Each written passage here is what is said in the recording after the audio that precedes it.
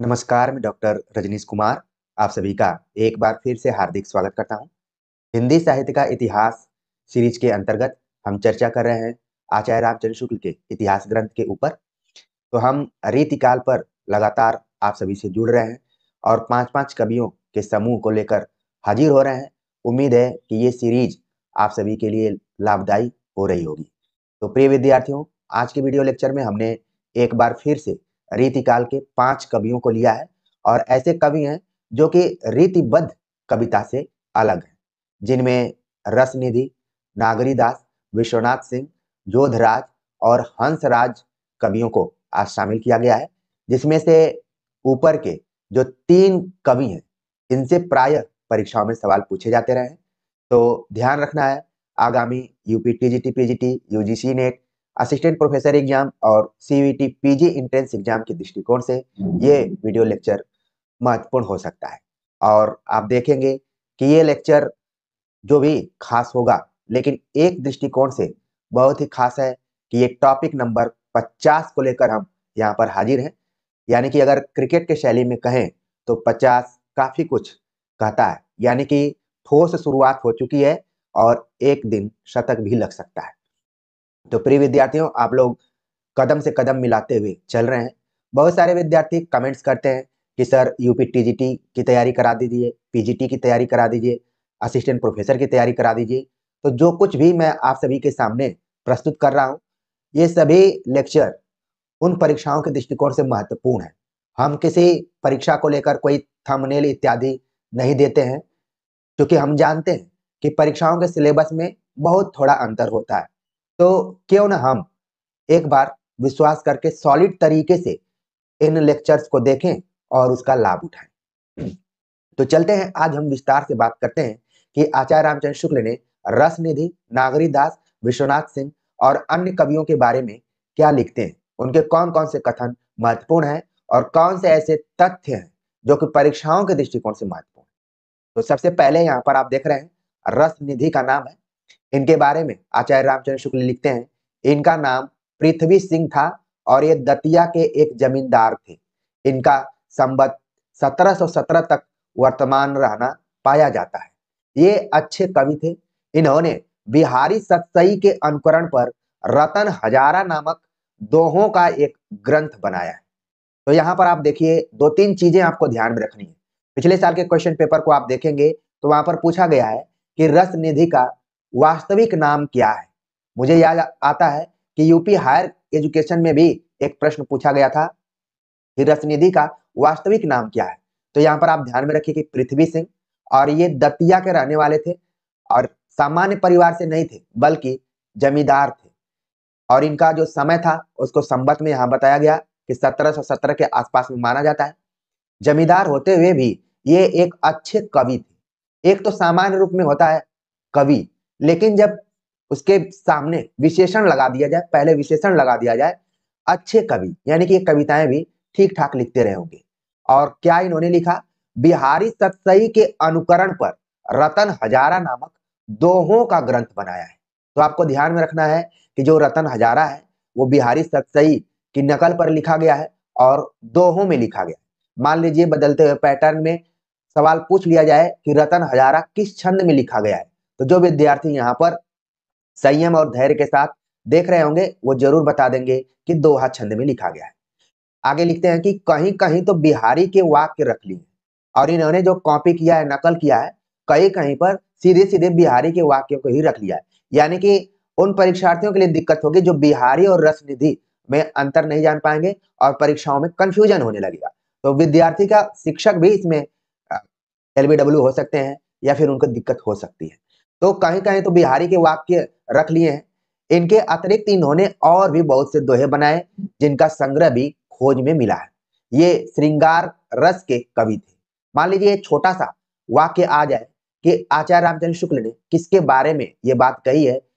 हालांकि रीतिकाल में ज्यादातर कवि श्रृंगार रस युक्त कविताएं लिखा करते थे, लेकिन रस निधि के बारे में अभी तक आप लोगों ने जितने भी कवियों के बारे में पढ़ा है, कहीं भी किसी कवि के बारे में नहीं लिखा गया कि ये श्रृंगार रस के कवि थे। लेकिन रस निधि क्योंकि इनके नाम में ही लगा हुआ है, जबकि ये इनका उपनाम है, दूसरा नाम है जिसके वजह से इनको हम कविता में जानते हैं, जबकि इनका वास्तविक नाम है पृथ्वी सिंह। इस चीज को भी आपको समझना है।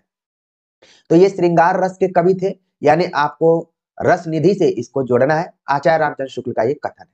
अपने दोहों में इन्होंने फारसी कविता के भाव भरने और चतुराई दिखाने का बहुत कुछ प्रयत्न किया है।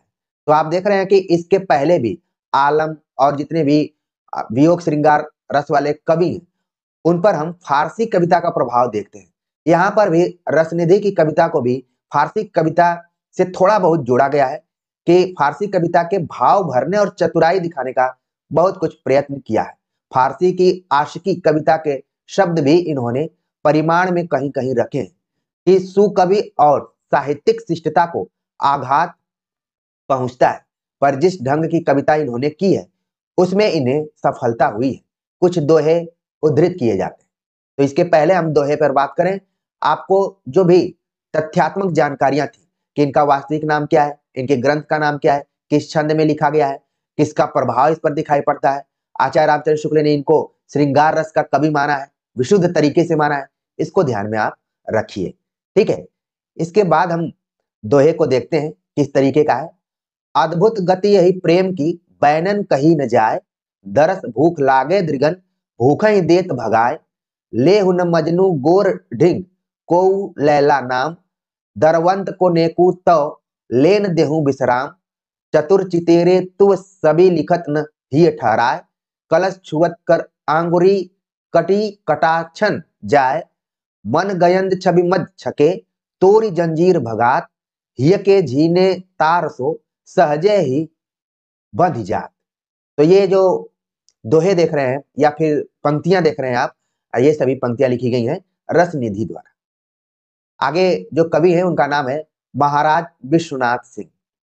विश्वनाथ सिंह आप देखेंगे, एक तो आचार्य विश्वनाथ थे जो कि काव्य शास्त्र में आपने पढ़ा होगा, लेकिन रीतिकाल में कई महाराजों ने, महाराज जसवंत सिंह प्रथम, महाराज जसवंत सिंह द्वितीय, महाराज विश्वनाथ सिंह और भी ढेर सारे महाराजों ने कविताएं लिखी है। यानी कि उस दौर में महाराजों के दैनिक कामों के अतिरिक्त कविता लिखने का एक प्रचलन था, उनका इधर रुझान था। आज मुझे नहीं पता है कि कितने मुख्यमंत्री या फिर जो भी बड़े बड़े पदों पर हैं लोग लिखते हैं। कुछ को हम सोशल मीडिया पर जरूर देखते हैं, लेकिन कुछ तो हमको लगता है कि लिखवाते भी हैं दूसरे से। तो विश्वनाथ सिंह को आपको पढ़ना है, महाराज विश्वनाथ सिंह। इनके बारे में आचार्य रामचंद्र शुक्ल लिखते हैं, ये रीवा के बड़े ही विद्या रसिक और भक्त नरेश तथा प्रसिद्ध कवि महाराज रघुराज सिंह के पिता थे। तो रघुराज सिंह के पिता थे विश्वनाथ सिंह। एक चीज आप देख रहे हैं कि हिंदी कविता खासतौर से रीतिकाल में मध्य प्रदेश और उत्तर प्रदेश के रहने वाले कवियों का काफी रोल रहा है। ठीक है, तो अगर आप पीएचडी का टॉपिक बनाना चाहते हैं तो ये आप बना सकते हैं कि रीतिकालीन हिंदी कविता में मध्य प्रदेश के कवियों का योगदान, ये टॉपिक बन सकता है, इसको आप नोट भी कर सकते हैं। इसी तरीके से आप बना सकते हैं कि रीतिकालीन हिंदी कविता के विकास में उत्तर प्रदेश के कवियों का योगदान। तो आप 10, 12 या 15 कवियों का एक संकलन करके अच्छा शोध कार्य कर सकते हैं। तो देखिए, आप यहाँ पर जुड़े हुए हैं तो न सिर्फ UP TGT PGT assistant professor या सीईटी पीजी एंट्रेंस एग्जाम के लिए, बल्कि आपको एक अलग दृष्टिकोण से यह भी बताया जाता है कि अगर आप अपने एकेडमिक को और ऊपर खींचना चाहते हैं, ऊंचाई पर ले जाना चाहते हैं, तो इस तरीके से भी आप पढ़ सकते हैं। तो महाराज विश्वनाथ सिंह के बारे में लिखा कि बड़े ही विद्या रसिक और भक्त नरेश तथा प्रसिद्ध कवि महाराज रघुराज सिंह के ये पिता थे। आप संवत 1778 से लेकर 1717 तक रीवा की गद्दी पर रहे। ये जैसे भक्त थे वैसे ही विद्या व्यसनी तथा कवियों और विद्वानों के आश्रयदाता थे। यानी कि इनका रुझान कविता में था और जो भी कविता इत्यादि लिखते थे उसको सम्मान भी देते थे। काव्य रचना में भी ये सिद्ध हस्त थे। यह ठीक है कि इनके नाम से प्रख्यात बहुत से ग्रंथ दूसरे कवियों के रचे हैं, जिसकी चर्चा मैं कर रहा था। आजकल बहुत सारे कुलपतियों को मैंने देखा है कि वो कविता लिख रहे हैं और न जाने क्या उनको डर है कि वो अपनी कविता में मौलिक शब्द लिख देते हैं कि ये उनकी मौलिक रचना है। रचना अगर आपकी है तो उसमें मौलिक तो होगा ही होगा, लेकिन जब आप इसी तरीके से दूसरे से लिखवाकर अपने नाम से पोस्ट करते हैं तब मौलिक शब्द की जरूरत पड़ती है। तो बहुत सारे उस समय राजा भी थे और आज जो विश्वविद्यालयों के राजा हैं अब वो लोग भी कुछ ऐसे ही करते हुए नजर आ रहे हैं। क्योंकि हर व्यक्ति हर अपने इच्छा को, अपने महत्वाकांक्षा को पूरा करना चाहता है, तो प्रशासनिक रूप में तो पूरा कर लेता है, लेकिन ये भी बताता है कि उसके अंदर भी हृदय भाव है, वो सहृदय है, जिसकी चर्चा बार-बार आचार्य रामचंद्र शुक्ल करते हैं। तो आजकल सहृदयता भी कई बार भ्रम के रूप में होता है कि ये सही है या फिर दिखावापन है। लेकिन यहाँ पर आचार्य रामचंद्र शुक्ल ने क्लियर कट कर दिया कि विश्वनाथ सिंह ने जो भी कविताएं लिखी हैं, अब वो कई बार दूसरे कवियों के रचे हैं, पर इनकी रचनाएं भी कम नहीं है। नीचे इनकी बनाई पुस्तकों के नाम दिए जाते हैं, जिनसे विदित होता है कि कितने विषयों पर इन्होंने लिखा हुआ है। तो नीचे ढेर सारे ग्रंथ दिए गए, अष्टयाम, आहनिक, आनंद रघुनंदन नाटक, इसकी चर्चा हमने बताया था कि हिंदी का पहला मौलिक नाटक है, जिसको कि आचार्य रामचंद्र शुक्ल मानते हैं।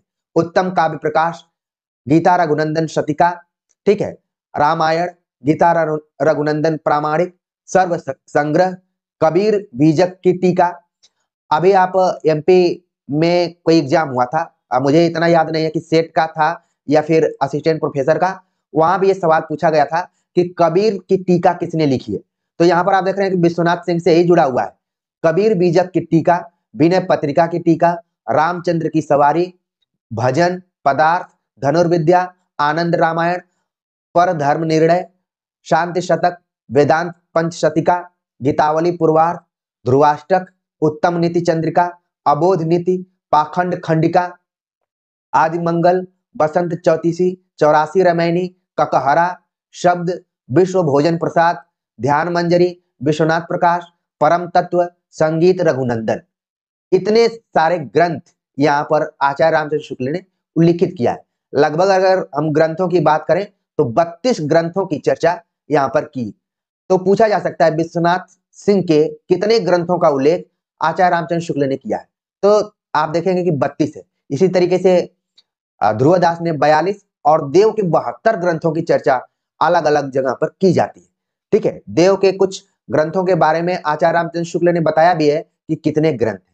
तो देखिए, कई बार जब दिन खराब होते हैं तो इस तरीके से सवाल पूछ लिए जाते हैं, लेकिन यहाँ पर आपने देखा कुछ ऐसे महत्वपूर्ण ग्रंथ हैं जिनको कि आप ध्यान में रख सकते हैं। ठीक है ना, तो इस हिसाब से आप जरूर इनको अपने दिमाग में रखिए, एक जगह नोट भी कर सकते हैं। आगे बात करें तो शुक्ल जी लिखते हैं कि यद्यपि ये रामोपासक थे, पर कुल परंपरा के अनुसार निर्गुण संत मत की वाणी का भी आदर करते थे। राम भक्त थे विश्वनाथ सिंह, लेकिन निर्गुण संतों का भी सम्मान करते थे। कबीर दास के शिष्य धर्मदास का बांधव नरेश के यहाँ जाकर उपदेश सुनाना परंपरा से प्रसिद्ध है। ककहरा, शब्द, रामायणी आदि उसी प्रभाव के द्योतक हैं, पर इसकी साहित्यिक रचना प्रधानतः रामचरित संबंधनी है। कबीर बीजक की टीका इन्होंने निर्गुण ब्रह्म के स्थान पर सगुण राम पर घटाई है।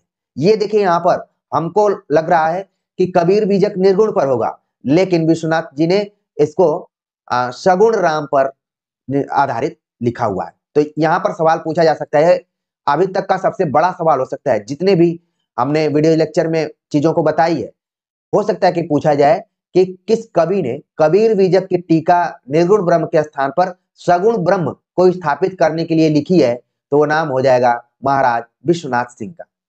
ब्रज भाषा में नाटक पहले पहल इन्होंने लिखा।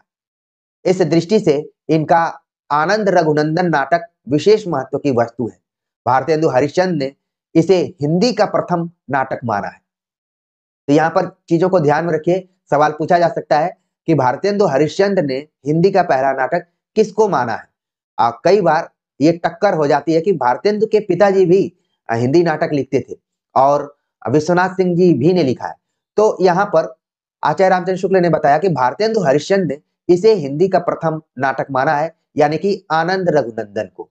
और उनके पिताजी का नाटक कौन था भारतेंदु के, आपके दिमाग में वो सब आने लगा होगा। यद्यपि इसमें पद्यों की प्रचुरता है, पर संवाद सब ब्रज भाषा गद्य में है।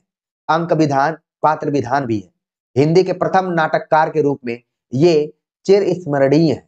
मान लीजिए कथन पूछ लिया जाए कि किसके बारे में लिखा गया है, तो हो सकता है कि कंफ्यूजन होने लगेगा, लोगों को लगेगा कि हो सकता है कि गोपाल चंद्र हो या फिर भारतेंदु हरिश्चंद्र के बारे में लिखा गया हो, लेकिन ये बात लिखी गई है विश्वनाथ प्रताप सिंह के बारे में। आगे लिखते हैं कि इनकी कविता अधिकतर या तो वर्णनात्मक है अथवा उपदेशात्मक, भाषा स्पष्ट और परिमार्जित है। इनकी रचना के कुछ नमूने नीचे दिए जाते हैं। तो नमूने दिए गए हैं। भाइन भृत्यन विष्णु सो रैयत भानु सो शत्रुन काल सो भावय, शत्रु बलि सो बचे कर बुद्धि और अस्त्र सो धर्म की रीति चलावय, जीतन को करे केते उपाय और दीर्घ दृष्टि सब है फल पावय, भाखत है विश्वनाथ ध्रुवय, नृप सो कबहू नहीं राज गंवावय। तो भाषा शैली को आप ध्यान में रखिए। इसके अतिरिक्त है बाज गज सोर रथ सुतुर कतार जेते प्यादे एडवारे जे सभी सरदार के, कुंवर छबीले जे रसीले राजवंशवारे, सूर अनियारे अति प्यारे सरकार के, केते जातिवारे केते केते देशवारे, जीव स्वान सिंह आदि सैलवारे जे शिकार के, डंका की धुकार हवै सवार सभै एक बार, राजा वार पार कार कौशल कुमार की। तो ये पंक्तियां विश्वनाथ सिंह की है, इनको आप ध्यान में रख सकते हैं। आगे भी है पंक्तियां। उठो कुंवर दो प्राण प्यारे, हिम ऋतु प्रात प्राय सब मिट गए, नभसर पसरे पुहकर तारे, जगवन मह निकस्यो हर्षित हिय विचरण, हेत दिवस मनियारो, विश्वनाथ यह कौतुक निरखऊं, रवि मणि दसहूं दिशिन उजियारो, करी जो कर में कयलास लियो कसिकय अब नाक सिकोरत है, दर तालन 20 भुजा कहराय झुको, धन को झकझोरत है, तिल एक हलय न हलय पुहुमी, ऋषि पीसी के दांतन तोरत है, मन में यह ठीक भयो हमरे, मदकाको महेश न मोरत है। तो ये पंक्तियां विश्वनाथ सिंह की हैं, इनको आप ध्यान में रख सकते हैं।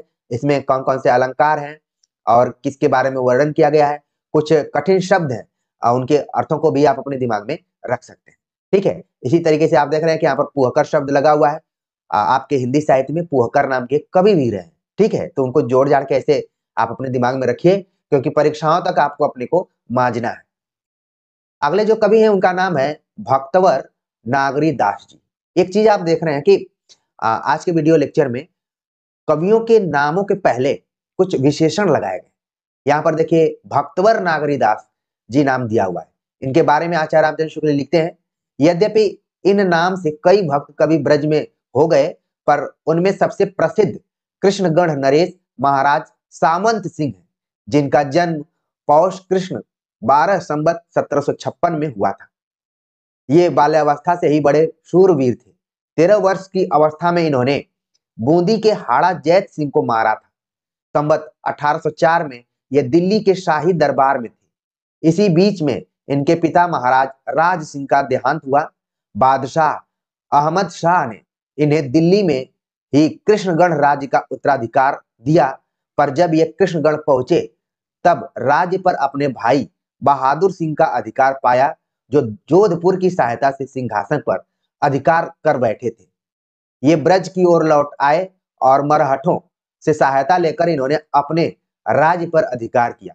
इस पर गृह कलह से इन्हें कुछ ऐसी विरक्ति हो गई कि ये सब छोड़कर वृंदावन चले गए और वहां विरक्त भाव के रूप में रहने लगे। अपनी उस समय की चित्तवृत्ति का उल्लेख इन्होंने इस प्रकार किया है। तो एक चीज आप देख रहे हैं कि नागरी दास का जो वास्तविक नाम यहाँ पर आप देख रहे हैं सावंत सिंह है। ये भी आप ध्यान में रखिए। इसके पहले रसनिधि का आपने देखा पृथ्वी सिंह, यहाँ पर जो नाम है सामंत सिंह। ठीक है, तो इनके नाम से ढेर सारे कवि हुए हैं, लेकिन अगर हम सामंत सिंह नाम पढ़े तो नागरी दास जी से उसको जोड़ लेना है। और कैसे इनके जीवन में अस्थिरता रही, उथल पुथल रही, और ये शासन करना चाहते थे, राजा के रूप में रहना चाहते थे, लेकिन इनका हृदय परिवर्तन अचानक होता है और ये सभी जो भी लोभ लालच वाली चीजें हैं उनको छोड़कर, राजकाज छोड़कर विरक्त हो गए और एक कविता करने लगे। कहाँ चले गए? वृंदावन। वृंदावन आज भी बहुत प्रासंगिक है। आपने एक बाबा का रील्स देखा होगा, बहुत सारे भक्त जाते हैं और तमाम प्रश्न पूछते हैं और बाबा उनका हंसते हंसते जवाब भी दे देते हैं और लोगों का मनोरंजन भी करते हैं।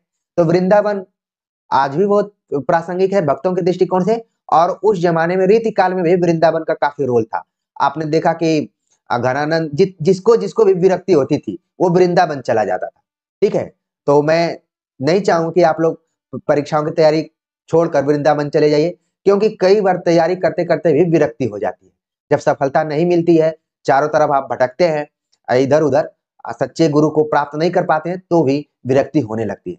तो देखिए, ये स्टोरी सब सुनाने की बात ये थी कि नागरी दास जो कि राजा होते, लेकिन उनके अंदर विरक्ति का भाव पैदा हो गया और वो सब छोड़ छाड़ कर वृंदावन में रहने लगे और वहीं पर भक्ति प्रधान कविताएं करने लगे। यहाँ पर एक पद दिया गया है कि कैसे उनका हृदय परिवर्तन हुआ है। जहां कलह त सुख नहीं, कलह सुखन को सूल, सबय कलह इक राज में, राज कलह को मूल। इसी तरीके से आपने देखा होगा कि भारतेंदु हरिश्चंद्र ने भारत दुर्दशा में लिखा है कि निज भाषा उन्नत है, सब उन्नत के मूल, बिन निज भाषा ज्ञान के मिटे नहीं को सूल। तो सूल मूल आप देख रहे हैं कि इसी तरीके से है। और भी भारतेंदु हरिश्चंद्र ने लिखा है कि अंग्रेज राज सब सुख साज सबे सब भारी, पै धन विदेश चली जात यही अति ख्वारी। तो वहां पर अलग तरीके का दुख है और यहाँ पर है कि जब कलह हो रही है कहीं और सुख की प्राप्ति नहीं है, तो सुख का जो मूल अगर दुख है तो वो कलह है। और जब किसी भी राजा या शासन में कलह हो रही है, आपस परिवार में कलह हो रही है, तो फिर वहां पर शासन करना अच्छी बात नहीं। तो इनका देखिए कैसे परिवर्तन हो गया। कहाँ भयो नृप हूं भये, ढोवत जग बेगार, लेत न सुख हरिभक्त को, सकल सुखन को सार, मैं अपने मन मूढ़ ते, डरत रहत हूं हाय, वृंदावन की ओर ते मत कबहूं फिर जाए। तो वृंदावन ये चले जाते हैं और वहीं पर भक्ति प्रधान कविताएं लिखना शुरू कर देते हैं। वृंदावन पहुंचने पर वहां के भक्तों ने इनका बड़ा आदर किया। ये लिखते हैं कि पहले तो कृष्णगण के राजा यह व्यवहारिक नाम सुनकर वे कुछ उदासीन से रहे। उनको लगा कि राजा कैसे भक्त बन सकता है या फिर विरक्ति कैसे हो सकती है। आज तो जितना आपको मिल जाए उतना ही कम है, अगर वर्तमान समय की बात करें। लेकिन वहां पर जो भक्त थे, सावंत सिंह को देखकर बड़े परेशान थे। पर जब उन्होंने मेरे नागरी दास, यानी नागरी शब्द श्री राधा के लिए आता है।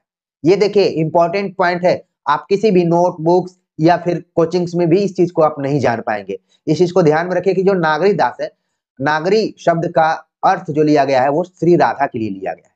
इसी तरीके से आप देखेंगे घनानंद भी सुजान से तो प्रेम करते थे, लेकिन जैसे ही वो विरक्त हुए तो सुजान का अर्थ वो कृष्ण के रूप में प्रयुक्त करने लगे। ठीक है, ये कहानी आप पहले भी जानते होंगे, अभी भी। तो देख रहे हैं कि कैसे आपको को रिलेट करके पढ़ना है। हम धीमी धीमी गति से जरूर पढ़ाते हैं, लेकिन जो पढ़ाते हैं वो प्याज के छिलके की सतह की तरह चिकनाई लेते हुए आपके दिमाग में बैठ जाएगा। और एक बार वो चिकनाई चिपक गई तो फिर आप आईसीयू में भी रहेंगे तो भी आप तथ्यों को नहीं भूल पाएंगे।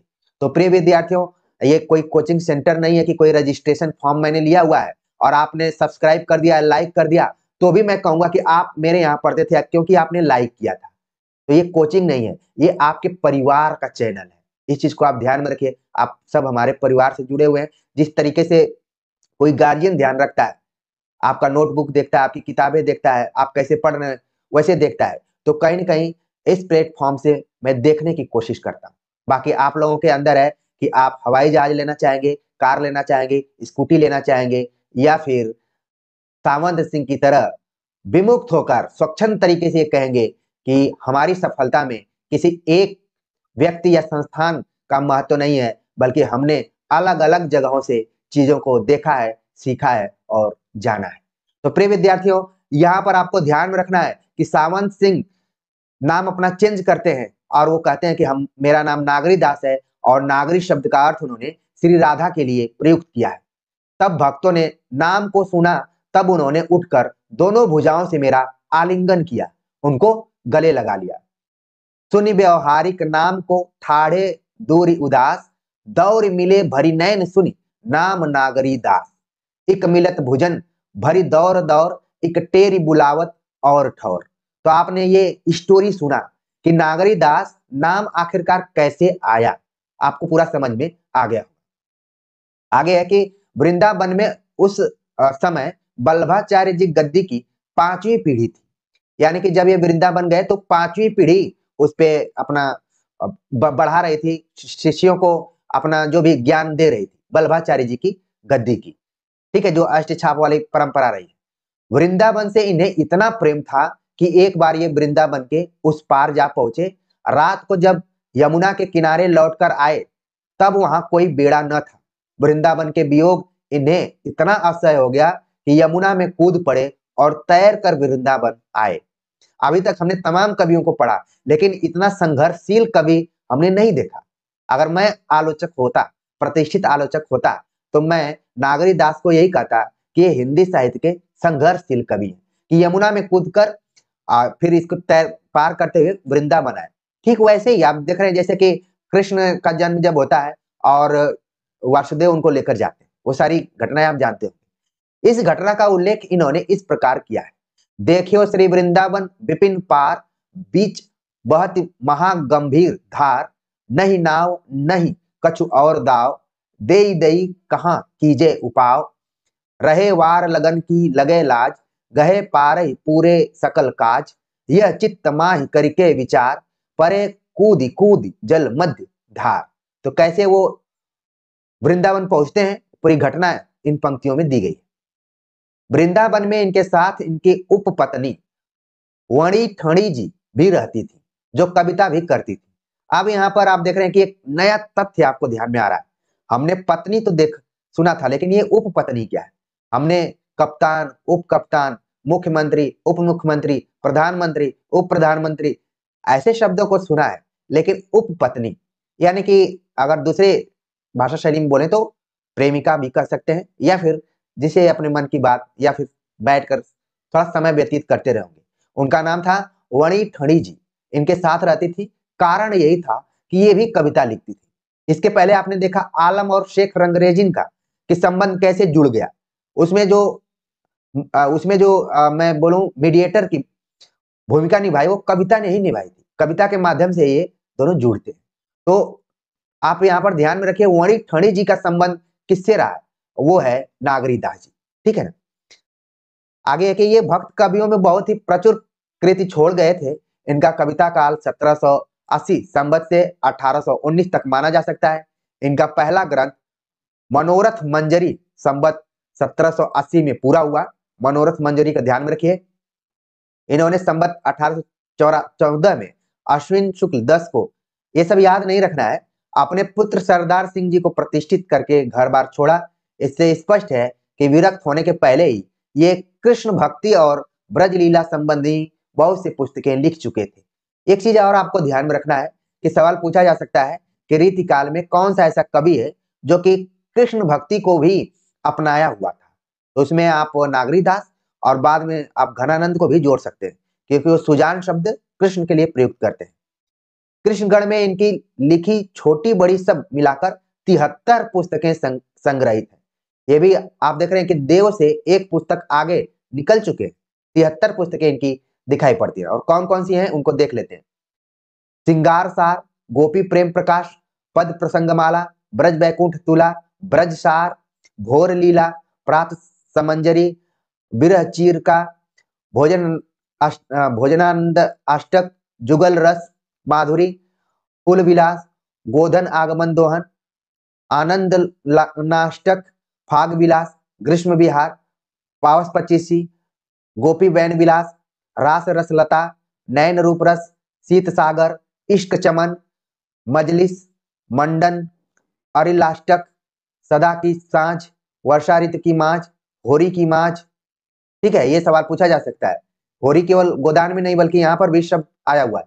कृष्ण जन्मोत्सव, कवित, प्रिया जन्मोत्सव, कवित, सांझी के कवित, रास के कवित, चांदनी के कवित, दिवारी के कवित, गोवर्धन धारण के कवित, होरी के कवित, फाग कुलाष्टक, हिंडोरा के कवित, वर्षा के कवित, भक्ति मग दीपिका, तीर्थानंद, फाग विहार, बाल विनोद, वन विनोद, सुजानंद, सुजानानंद, इसको ध्यान में रखिए। ठीक है, सुजान का जिक्र मैं बार बार कर रहा हूं। देखिए इन्होंने एक ग्रंथ भी लिखा है, भक्तिसार, देह दशा, ठीक है, वैराग्य वल्ली, ठीक है, रसिक रत्नावली, कली वैराग्य वल्लरी, अरिल पचीसी, छूटक विधि, पारायण विधि प्रकाश, शिखनक, नक्षिक छूटक कवित, चचरिया, रेखता, मनोरंजन मंजरी, मनोरथ मंजरी, रामचरित्र माला, पद प्रबोध माला, जुगल भक्ति विनोद, रसानुक्रम के दोहे, शरद की माज, सरज, फूल बिनन संवाद, बसंत वर्णन, रसानुक्रम के कवित, फाग खेलन, समेतानुक्रम के कवित, निकुंज विलास, गोविंद परिचयी, वन जन प्रशंसा, छूटक दोहा, उत्सव माला, पद मुक्तावली। तो इतने ग्रंथ हैं, लगभग 73 ग्रंथों की चर्चा आचार्य रामचंद्र शुक्ल ने नागरी दास की हुई है। तो देख रहे हैं कि बीच में एक बहुत बड़े कवि के रूप में शामिल किए जा सकते हैं। आगे कि इनके अतिरिक्त वैन विलास और गुप्त रस प्रकाश नाम की 2 अप्राप्य पुस्तकें भी हैं। इस लंबी सूची को देखकर आश्चर्य करने के पहले पाठक को यह जान लेना चाहिए कि ये नाम भिन्न भिन्न प्रसंगों और विषयों के कुछ पद्यों में वर्णन मात्र है, जिन्हें यदि एकत्र करें तो 5 या 7 अच्छे आकार की पुस्तकें आ जाएंगी। यानी कि 73 से आपको घबराना नहीं है, अगर सबको एक जगह करें तो 5-6 किताबें हो सकती हैं। अतः ऊपर लिखे नामों को पुस्तकों के नाम न समझकर वर्णन के शीर्षक मात्र समझना चाहिए। इनमें से बहुतों को 5-5, 10-10, 25-25 पद्य मात्र समझिए।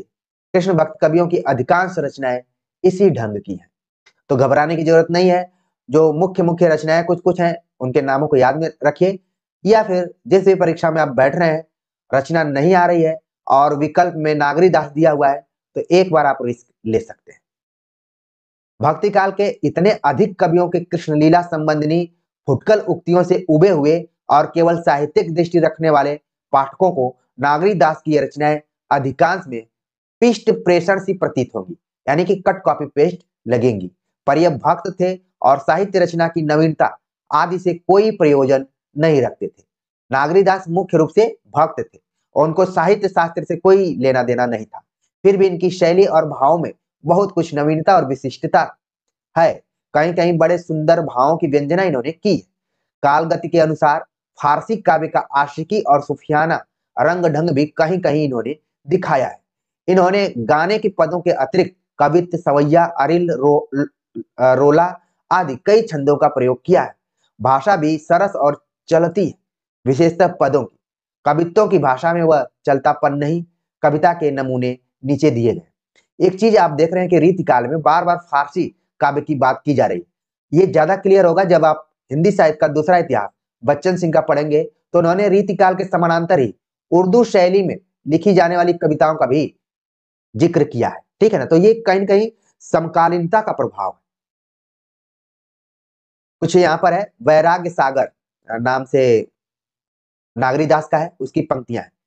काहे को रे नाना मत सुने तू पुरातन के, तय ही कहा तेरी मूढ़ गुण मति पंग की। वेद के विवादनी को पावे गो न पार कहूं, छाड़ देहु आस सब दान नहान गंग की। और सिद्धि सोधे अब नागर न सिद्ध कछु, मान लेहु मेरी कही वार्ता सुढंग की। जाय ब्रज भोरे कोरे मन को रंगाई लय रे, वृंदावन रेणु रची गौ श्याम रंग की। तो कुल मिलाकर इनकी वैराग्य भावना में कृष्ण भक्ति मुख्य रूप से है। अरिल का एक उदाहरण देखिए। अंतर कुटिल कठोर भरे अभिमान सो, तिनके गृह नहीं रहे संत सन्मान सो। उनकी संगत भूल न कबहू, जाइए ब्रजनागर नंदलाल सु निशिदिन गाइए। तो यहां भी आप देख रहे हैं कि कृष्ण की ही उपासना की गई। आगे का भी पद है।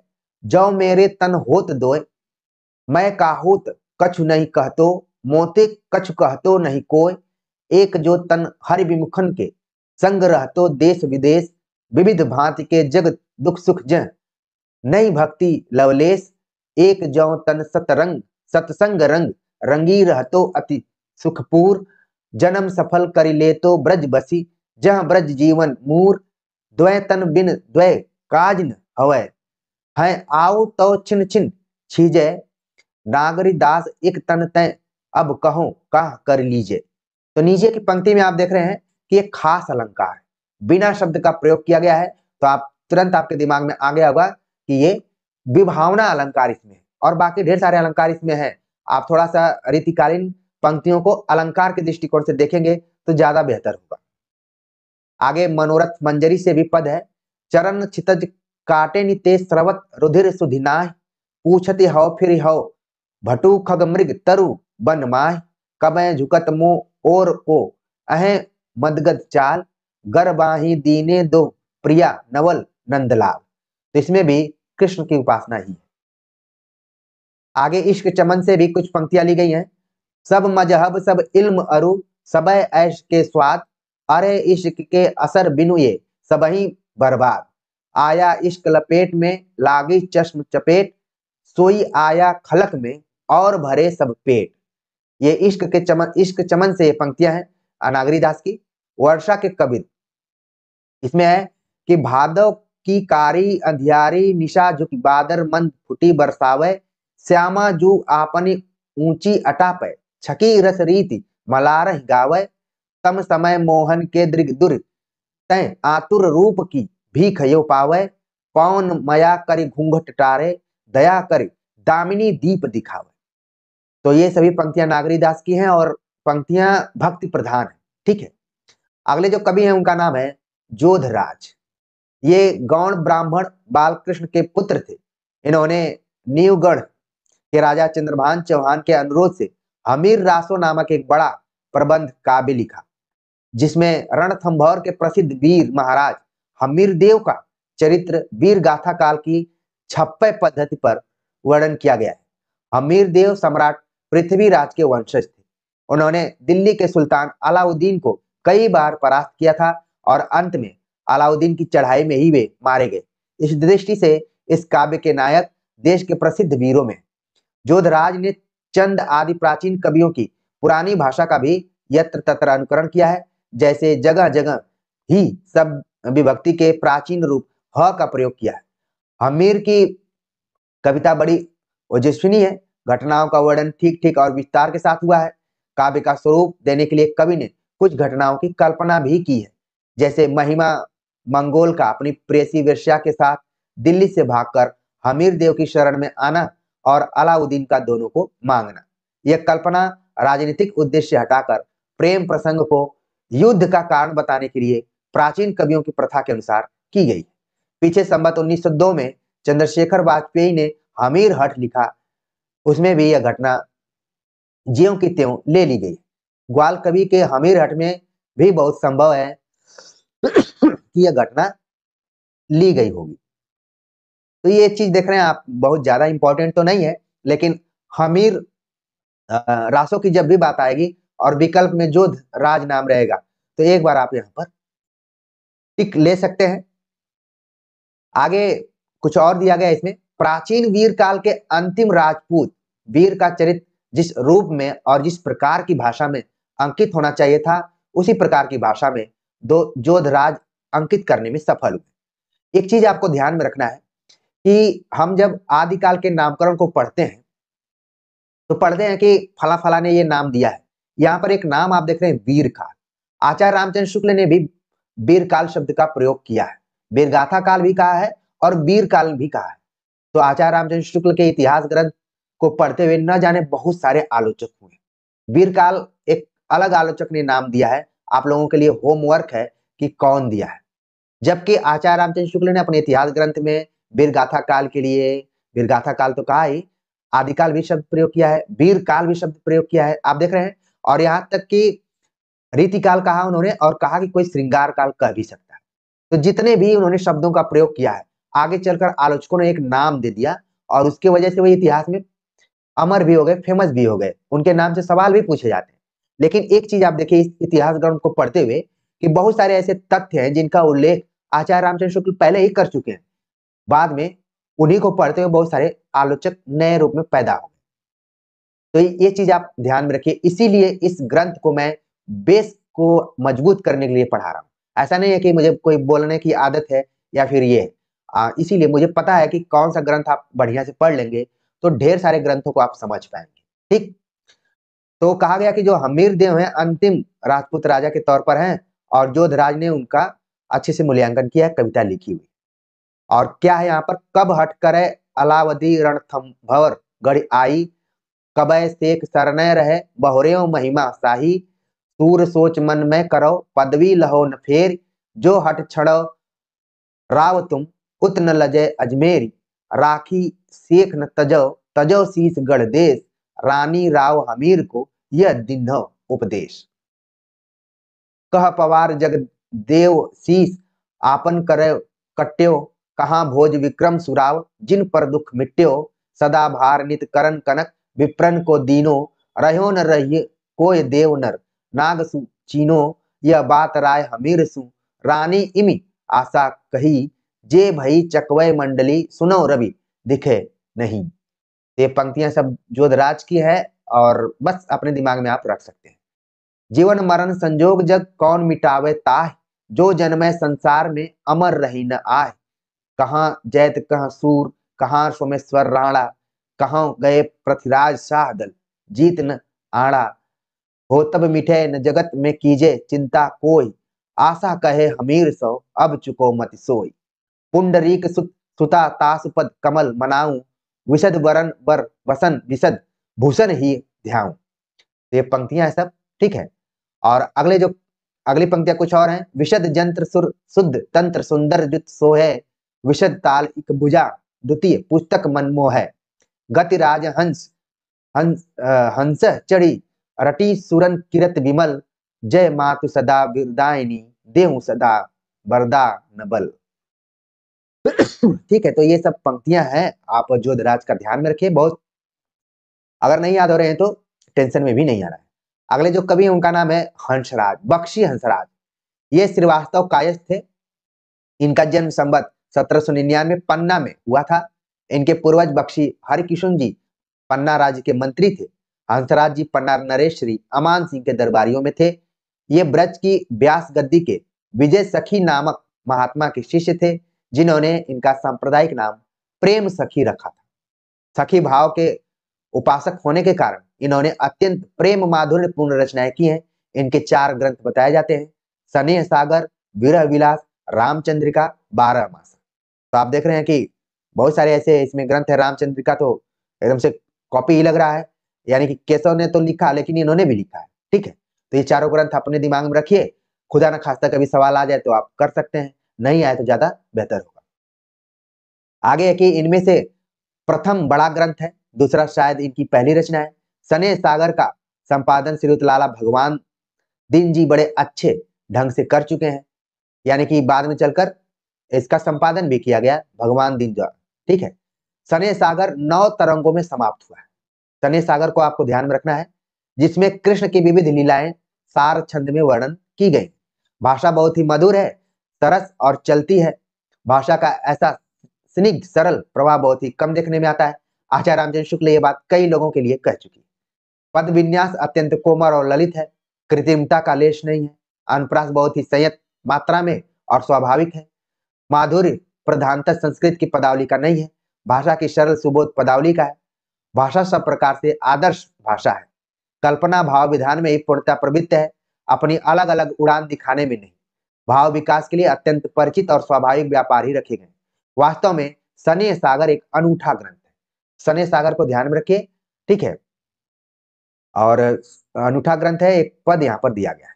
ठीक, दमकत दीपत देह, दामिनी सी चमकत चंचल नयन, घूंघट बीच खेलत खंजन से, उड़ी उड़ी दिठी लगाए ना, लटकती ललत पीठ पर चोटी, बीच बीच सुमन संवारी, देखे ताही मैर सो आवत, मनहु भुजंगनकारी। तो इसमें देख रहे हैं अलंकार है, कोई ना कोई अलंकार जरूर है। इतते चली राधिका गोरी, सौपन अपनी गैया, उतते अति आतुर आनंद सो आए, कुंवर कन्हैया, कसी भाव है हंसी कुंवर राधिका, कांध कुंवर सो बोली, अंग अंग उमग भरे आनंदो, दरकत छिन छिन चोली, अरे मुकुटवार चरवाहे गाय हमारी लीजो, जाय न कहूं तुरत की बयानी, सौंपी खरक के दीजो। आगे है, हो चरावन हार गाय के बांधन हार छुरैया, कली दीजो तुम आए दोहनी, पावे दूध लुरैया। तो एक चीज आपको ध्यान में रखना है कि जब भी कृष्ण भक्ति शाखा की बात होती है तो हम सूर, रसखान, मीराबाई इन्हीं लोगों को याद करते हैं, लेकिन यहाँ पर आप देख रहे हैं कि रीति काल में भी कृष्ण भक्ति प्रधान कविताएं लिखी गई। को कहे आय वनविथिन, या लीला लख जय हैं, कही कही कुटिल कुटिन कुटिलंसो, सिंगरे ब्रज वगैरह हैं, जो तुम्हारे इनके ये बातें सुने हैं, कृति रानी तो कैसे परिहें, पाटे तय घुटी हैं कुल को पानी। ठीक है, तो इस तरीके से आज का ये वीडियो लेक्चर कंप्लीट हुआ और हमने आचार्य रामचंद्र शुक्ल के आधार पर और परीक्षाओं के तथ्यों के आधार पर बहुत सारी चीजें आपको बताई और को रिलेट कर कर भी समझाने का प्रयास किया। उम्मीद है कि आप सभी को चीजें पसंद आई होंगी। आपके कमेंट्स का मुझे इंतजार रहेगा। मिलते हैं एक नए टॉपिक के साथ, तब तक के लिए